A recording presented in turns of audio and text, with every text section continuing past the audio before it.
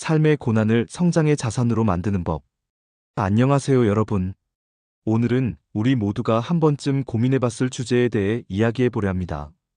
바로 삶의 고난을 어떻게 성장의 기회로 만들 수 있을까 하는 것입니다. 우리가 느끼는 고통, 그 진짜 이유. 여러분은 혹시 이런 생각을 해본 적 있으신가요? 세상이 너무 차갑다, 현실이 너무 가혹하다는 생각 말입니다. 호주에서 7년을 살다 한국으로 돌아온 한 청년이 있었습니다. 호주에서는 시간당 17불이 넘는 최저임금으로 미래를 계획할 수 있었지만 한국에서는 그 3분의 1 수준인 6,000원대에 머물렀죠. 그는 아무리 노력해도 그만한 대가가 주어지지 않는 현실이 너무 차갑다고 느꼈습니다. 그런데 한 스님이 그에게 이런 질문을 던졌습니다. 현실이 차가울까요? 내가 차갑게 느낄까요? 이 질문은 우리에게 중요한 진실을 알려줍니다. 고통의 진짜 원인은 외부 현실이 아니라 그것을 바라보는 우리의 시선에 있다는 것이죠. 청년은 노력하면 경제적 대가가 주어져야 한다는 것을 당연하게 여겼습니다. 하지만 이것은 세상의 법칙이 아니라 개인의 기대일 뿐입니다. 마치 내가 누군가를 좋아한다고 해서 그 사람도 나를 좋아해야 하는 건 아닌 것처럼 말이죠. 세상은 원래 차갑거나 따뜻한 것이 아닙니다.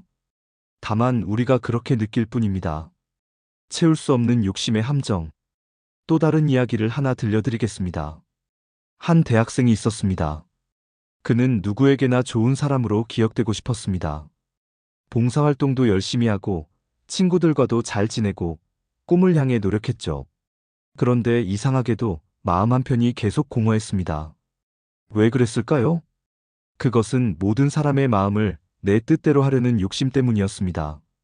다른 사람이 나를 좋아하고 기억하는 것은 그 사람의 자유입니다.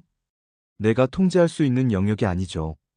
이처럼 우리의 많은 괴로움은 실현 불가능한 기대에서 비롯됩니다. 세상을 내 뜻대로 만들려고 하고 다른 사람의 마음까지 내 것으로 만들려고 할 때 우리는 끝없는 공허함에 빠지게 됩니다. 첫 번째 전환 있는 그대로 받아들이기.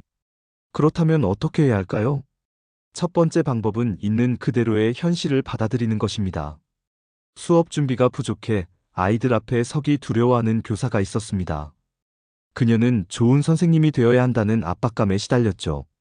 그런데 한 스님이 이렇게 조언했습니다. 모르는 것은 모른다고 인정하고 학생들과 함께 공부해 보세요.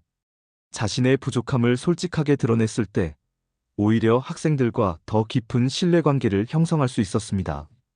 완벽한 척하려고 애쓰는 것보다 있는 그대로의 나를 받아들이는 것이 훨씬 자유롭고 효과적이었던 것이죠. 두 번째 전환 실패를 자산으로 여기기. 여러분, 이런 말을 들어보셨나요? 수많은 사람이 독버섯을 먹고 죽었기 때문에 오늘날 우리가 독버섯을 구별할 수 있게 되었습니다. 실패는 개인의 오점이 아닙니다. 그것은 우리를 성장시키는 가장 위대한 자산입니다. 한 스님은 자신의 감옥 생활 경험 덕분에 다른 이들의 억울함을 누구보다 깊이 이해할 수 있게 되었다고 말했습니다. 그 뼈아픈 경험이 있었기에 아이고 억울하시죠라는 한마디로 사람들의 마음을 어루만질 수 있는 깊이를 갖게 된 것이죠. 우리가 겪는 어떤 경험도 좋거나 나쁜 것은 없습니다. 그것을 상처로 안고 있으면 평생의 빚이 되지만 교훈으로 삼으면 무엇과도 바꿀 수 없는 재산이 됩니다. 세 번째 전환 진정한 내려놓음. 많은 분들이 괴로운 마음을 내려놓고 싶어 하면서도 그 방법을 몰라 고민합니다. 그런데 이런 비유가 있습니다. 뜨거운 불덩어리를 쥐고 어떻게 놓습니까? 라고 묻는 것은 놓는 방법을 몰라서가 아니라 놓기 싫어서입니다. 뜨거운 것이라는 걸 진정으로 깨달으면 우리는 자연스럽게 그것을 놓게 됩니다. 어떻게 놓느냐고 묻는 것 자체가 아직 그것을 붙잡고 싶은 마음이 남아있다는 증거죠. 마치 아침에 일어나야 하는데 라고 생각만 하는 것은 아직 이불 속에 누워있다는 증거인 것처럼요. 진정한 내려놓음은 노력이나 결심으로 이루어지지 않습니다.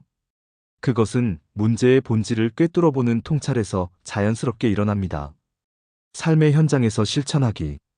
이런 원리들을 실제 삶에서 어떻게 적용할 수 있을까요? 인간관계에서는 상대방을 있는 그대로 받아들여야 합니다. 남편은 좋은데 시어머니와 남편 친구들이 싫다고 말하는 여성이 있었습니다. 그런데 생각해보세요. 남편이라는 생선살을 원한다면 시어머니나 친구 같은 가시도 함께 따라온다는 사실을 받아들여야 합니다. 우리는 종종 관계에서 좋은 것만 취하고 싫은 것은 버리려 합니다. 하지만 상대방은 하나의 온전한 존재입니다. 그 사람을 부분으로 나누어 내 입맛에 맞는 조각만 취하려는 마음이 갈등의 원인이 되는 것이죠. 일과 성공에서는 과거의 기준에 집착하지 말아야 합니다. 앞서 말씀드린 호주 청년의 경우 호주에서의 소득 수준에 맞춰 한국에서의 미래를 설계하려 했기 때문에 좌절했습니다. 지혜로운 태도는 현재 주어진 조건 속에서 새로운 그림을 그리는 것입니다. 나이 들어감에서는 욕심을 내려놓고 아름답게 익어가야 합니다. 잘 물든 단풍은 봄꽃보다 아름답습니다. 젊을 때의 욕심은 야망이지만 늙어서 내는 욕심은 노욕이라 하여 추하게 보입니다. 아름다운 노년을 위해서는 과로, 과식, 과음을 피하고 가진 것을 나누는 삶을 살아야 합니다. 마치며 여러분, 우리의 삶은 예측할 수 없는 고난과 실패로 가득합니다. 하지만 이 모든 경험은 피해야 할 장애물이 아닙니다. 그것은 우리를 단련시키고 더 깊은 차원으로 성장시키는 필수적인 과정입니다. 고통의 뿌리가 외부가 아닌 내면의 관점에 있음을 깨닫고 현실을 있는 그대로 수용하며 실패마저 자산으로 전환하는 지혜를 익힐 때 우리는 인생의 모든 순간을 온전히 살아낼 힘을 얻게 됩니다. 특히 젊은이들이 겪는 어려움은 그것을 이겨냈을 때 남과 다른 극복 훈련을 받은 것과 같은 귀중한 재산이 됩니다. 당신의 삶에 닥친 어려움을 새로운 관점으로 바라보십시오. 그것은 당신을 무너뜨리기 위해 온 것이 아닙니다. 그것은 당신을 더 강하고 지혜로운 존재로 만들기 위해 찾아온 인생의 선물입니다. 당신의 고난을 저주하지 마세요.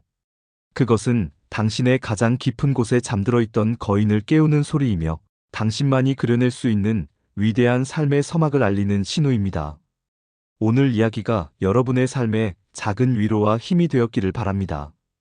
감사합니다.